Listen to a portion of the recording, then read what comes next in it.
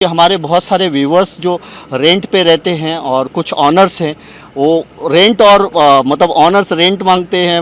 Viewers जो है जो रेंट पे रहते हैं उनके पास कहीं ना कहीं रेंट का इशू रहता है। 2 से 3 महीना हो गया, तो इसका एग्जैक्ट क्या गाइडलाइन है, यानी इसमें क्या होना चाहिए? पुलिस किस तरह से जो है दोनों को बैलेंस करे, या आप किस तरह से क्या मैसेज दे पाएँ? तो मैं सर से बात करता हूँ कि सर, इस तरह के मामले आपके पास भी आए होंगे कुछ ना कुछ। जब मुझे फ़ोन आ रहे हैं तो आप लोगों को तो ज़रूर आया होगा इससे। किस तरह के मामले आते हैं और ऐसे टाइम में क्या करना चाहिए रेंट में जो रहने वाले लोगों को भी और भाड़े पे जो जिन्होंने दिया है उनके लिए भी? आपने जो पूछा उसके बारे में मुझे भी कुछ फ़ोन आए थे, तो उस वक्त भी मैंने उनको बताया था। कुछ दोनों बाजू की हमको देखना पड़ता है, क्योंकि पुलिस को जो कायदे का पालन करना होता है उस हिसाब से हमने जो मुझे को 2-3 कॉल आए थे उसमें ऐसा लगा, कुछ कॉल में ऐसा भी था कि ओनर का गलती लग रहा था, और कुछ कॉल में जो रेंट पे रहता है उसका भी गलती लग रहा था। क्योंकि हमको ये मालूम है कि लॉकडाउन है, तो इसका परिणाम देखते हुए कुछ ऐसा लग रहा है कि कुछ जो रेंट पे रहते हैं वो दुकानदार सिर्फ फ़ोन करके ओनर को बता रहे हैं कि मैं आपका दुकान छोड़ दे रहा हूँ। तो वो ओनर का भी थोड़ा सा तकलीफ़ है कि वो ऐसे लॉकडाउन में फिर वो दूसरा रेंट कहाँ पे देखे। तो जो एग्रीमेंट है और जो पेपर्स है वो देखना पड़ेगा ऐसे केस में। साथ ही साथ कुछ ओनर्स भी ऐसा भी केसेस फ़ोन आ रहे थे कि कुछ ओनर्स फ़ोन करके रेंट पर जो रहता है उसको परेशान कर रहे हैं कि नहीं अभी चाहिए मुझको पैसा और आप दे दो, वरना रूम खाली कर दो या फिर जो दुकान है वो खाली कर दो। तो ये दोनों भी बात गलत है। लॉकडाउन का जो एक परिणाम के स्वरूप थोड़ा सा व्यवसाय में मंदी के कारण आपको रियायत दिया जा सकता है कि आप कुछ दिनों के बाद लॉकडाउन खुलेगा और आपका जो व्यवसाय है वापस से थोड़ा सा अच्छे से चालू हो जाएगा, तो आप किस्तों में दे सकते हैं। तो इसके लिए ये जो दोनों भी प्रकार की शिकायतें हैं, तो हमने हमारे तीनों पुलिस स्टेशन में ये मैसेज दे दिया है कि केस टू केस वेरी होने की वजह से जो भी कंप्लेंट पुलिस स्टेशन में आती है उनके पेपर्स देखे जाए कि क्या उनका एग्रीमेंट आगे तक था या फिर उनके एग्रीमेंट में क्या टर्म्स और कंडीशंस थी, और उसके बाद में ही उसका केस टू केस स्टडी करने के बाद में उनको जो एक अच्छा सुझाव वो दिया जाए और कानूनी कार्रवाई की जाए। क्योंकि अगर हर कोई खुद का ही देखना चालू कर दे कि इससे मेरा नुकसान हो रहा है, तो ऐसे नहीं हो पाएगा। सभी नागरिकों को मैं मेरा भाईंदर के नागरिकों को आह्वान करता हूं कि आप संयम रखें। ये परिस्थितियां भी, ये कठिन समय भी चले जाएगा और अच्छा समय भी आएगा।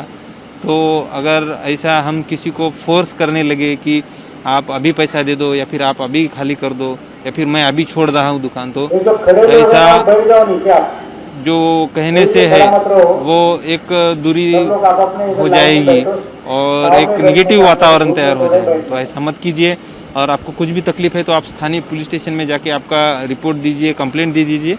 उसके ऊपर पुलिस जो केस टू केस स्टडी करके उनका ऊपर जो कायदेशीर समाधान होगा वो निकालेगी, ताकि आपको भी तकलीफ ना होए और जो आपका व्यवसाय वो अच्छे से रहे। और मैं भी एक अपेक्षा व्यक्त करता हूँ कि जल्द ही यह कोरोना बीमारी हमारे क्षेत्र से ही नहीं, हमारे पूरे देश से चली जाए और वापस से जो सब अपना जो इकोनॉमी जो डाउन हो गया है वो वापस से अच्छे से वापस हो जाए, ताकि हमारा देश एक बार फिर से मजबूती से आगे बढ़ सके। जय हिंद, जय Bharat. Thank you so much. दोस्तों, इन्होंने साफ कहा और बहुत अच्छी बात कही, इन्होंने दोनों तरफ की बात कही कि कुछ जो रेंट पे रहने वाले हैं, अगर उनको वो सिर्फ फ़ोन पे ऐसे लॉकडाउन के टाइम पे कहते हैं कि हमने आपका दुकान खाली कर दिया है, तो वो अच्छी बात नहीं है। क्योंकि लॉकडाउन के बाद अगर बीच में ऐसा करते हैं तो अच्छी बात नहीं। अगर ऑनर जो हैं वो, अगर जो लोग रेंट पे रहते हैं और उनको ज़बरदस्ती यानी कि बार बार प्रेशर करते हैं कि आप अभी का अभी मुझे रेंट दो, नहीं तो खाली कर दो या खाली करवा देंगे, तो वो भी सही नहीं है। जैसा दोस्तों पीएम मोदी जी ने भी ये कहा था कि इस दौरान जो है, लॉकडाउन के दौरान जो है, आप जो है जो लोग भाड़े पे रहते हैं उनको जो है आप तकलीफ़ ना दें, प्रेशर ना करें। ऐसा ही एक स्टेटमेंट उद्धव ठाकरे जी का भी आया था।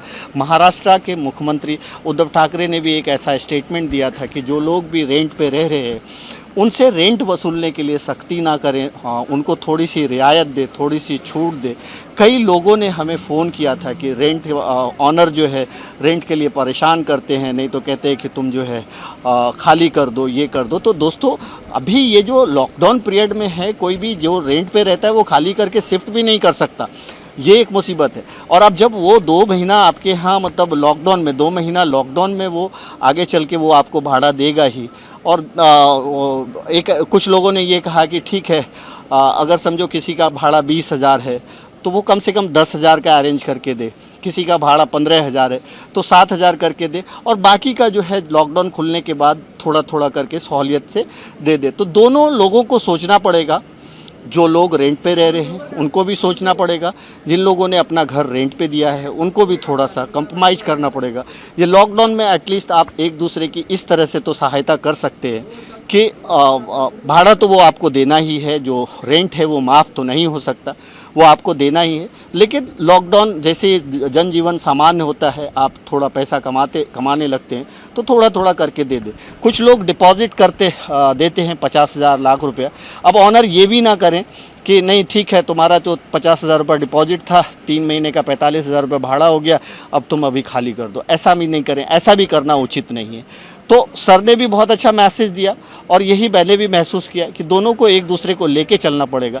इसके बावजूद अगर कोई गलत इंटेंशन से या तो मकान मालिक किसी किराएदार को परेशान करता है पैसे के लिए, मकान खाली करने के लिए, तो उसके लिए पुलिस के दरवाजे खुले हुए हैं, उनको वहाँ पे जा कर के शिकायत करनी चाहिए। और शिकायत का समाधान जैसा कि DYSP सर ने बोला कि ज़रूर होगा। इसी तरह से अगर कोई जो रेंट पे रहने वाले हैं वो अपने मकान मालिक को कि हमने फ़ोन पे ही खाली कर दिया या ये कर दिया, जबकि पीरियड अगर कुछ और है, उनका एग्रीमेंट कुछ और है, तो वहाँ पे भी वो भी उसकी शिकायत कर सकते हैं। तो दोस्तों कहने का मतलब ये है कि एक दूसरे को लेकर के साथ में चलना चाहिए।